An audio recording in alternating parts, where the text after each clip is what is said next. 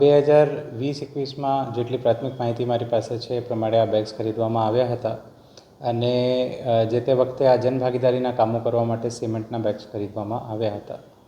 હવે કયા કારણથી આ બેગ્સની વપરાશ થઈ નથી આ જાણવા માટે અમે એક સમિતિની રચના કરી છે. એ તપાસ સમિતિના અધ્યક્ષ તરીકે ડીવાયએમસી પ્રોજેક્ટ છે અને એ સમિતિમાં 4 મેમ્બર બીજા છે. એ સમિતિ પોતાની તપાસ કરીને જેમાં બધી જ વસ્તુઓ જોઈ લેવામાં આવશે. એના સ્ટોક રજિસ્ટરથી લઈને કયા કામ માટે થયું હતું, કોના હુકમથી આ બેગ્સ ખરીદવામાં આવી છે, આ તમામ મુદ્દાઓની તપાસ થશે અને 25/2/2025 સુધીમાં આ જે સમિતિ છે એ રિપોર્ટ અમને સબમિટ કરશે અને કયા કારણથી આવું બનાવ બન્યું છે એ પણ અમને જાણવા મળશે.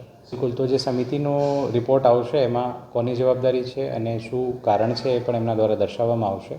જે પણ પગલાં લેવાના થશે એ પગલાં પણ લેવામાં આવશે. મ્યુનિસિપાલિટીઝ એક્ટ, ગુજરાત મ્યુનિસિપાલિટીઝ એક્ટ પ્રમાણે જે કલમો અંતર્ગત કાર્યવાહી થઈ શકે છે એ કાર્યવાહી કરવામાં આવશે.